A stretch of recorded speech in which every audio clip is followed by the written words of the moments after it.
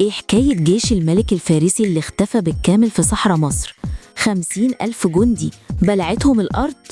صلي على النبي واشترك في القناة ويلا بينا نبدأ. الموضوع ده حقيقي وموثق، وبيحكي عن الملك قمبيز الثاني ابن كورش العظيم اللي كان نفسه يضم مصر للإمبراطورية الفارسية سنة 525 قبل الميلاد. ده نفس قمبيز اللي هزم المصريين في معركة الفرما ودخل مصر. بالظبط، لكنه بعد ما استقر في مصر بدأ يتعصب من الكهنة المصريين اللي كانوا بيعترضوا على سلطته وبيشجعوا المقاومة. الكهنة دول كانوا قوة كبيرة وقتها، خصوصاً كهنة معبد آمون في واحد سيوة. هي دي بالظبط النقطة. قمبيز قرر يبعت حملة تأديبية ضخمة لواحد سيوة عشان يدمر معبد آمون اللي كان رمز لقوة الآلهة المصرية ومركز للخرافات. وده كان قرار غبي لأنه ما كانش فاهم قوة العقيدة عند المصريين القدماء.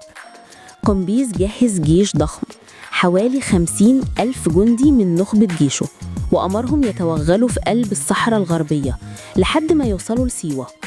الطريق ده صعب جدا ومليان أسرار، حتى لو كان ماشي في عظمة الجيوش الفارسية. الجنود دول دخلوا الصحراء وبعدوا عن أي طريق معروف، ووصلوا لمنطقة اسمها الواحات الداخلة، ومن بعدها اختفوا تماماً. اختفوا؟ يعني ما رجعش منهم جندي واحد يحكي اللي حصل؟ ده كلام غريب. الأغرب إن مفيش أي أثر للجيش ده لحد دلوقتي، لا أدوات ولا أسلحة ولا حتى بقايا الجندي واحد. طب إيه الروايات اللي اتقالت وقتها عن اختفائهم؟ أكيد الناس فسرتها تفسير خرافي. كهنة آمون قالوا إن الإله آمون هو اللي انتقم لبيته، وإنهم أطلقوا لعنة على الجيش الغازي. لعنة آمون؟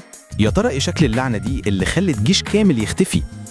الروايات اللي نقلها المؤرخ اليوناني هيرودوت بتقول إنهم اتضربوا بعاصفة رملية قوية وعنيفة لدرجة إنها دفنت الجيش كله وهو بيتحرك. 50,000 جندي مدفونين تحت الرمال في لحظة واحدة، دي قوة طبيعة مهولة. المؤرخين المعاصرين بيقولوا إن ده أكتر تفسير منطقي، إنهم ضلوا الطريق وتاهوا في الصحراء وبعدين عاصفة رملية مدمرة قضت عليهم في ثواني. لكن تخيل الرعب اللي أصاب بقية جيش قمبيز لما سمعوا إن 50,000 من زمايلهم اختفوا. ده كفيل يهد إيمان أي محارب. طبعاً هي دي قوة الحرب النفسية. الكهنة المصريين استغلوا الحدث الطبيعي أو يمكن اللي خططوا له وحولوه للعبة إلهية. يعني الجيش مات بسبب الطبيعة، لكن الشائعات واللعنات هي اللي قضت على روح الجيش الباقي. بالظبط، قوة الإيمان بالآلهة كانت أقوى من قوة سيف قمبيز، ومن هنا بدأت تظهر أسطورة الجيش المفقود اللي بترعب أي حد يفكر يمد إيده على أسرار مصر القديمة. لعنة الفراعنة كانت دايما موجودة في عقل المحتلين حتى لو كانت مجرد خرافة. لكن شوف القدر، محاولته تدمير المعبد كان سبب في نهاية جيش كامل وظهور واحدة من أعظم الأساطير اللي شكلت جزء كبير من التاريخ المصري. ولسه لحد دلوقتي في ناس بتدور على بقايا الجيش المفقود في رمال سيوة. وللعلم كل قصصنا خيالية للمتعة والتسلية فقط.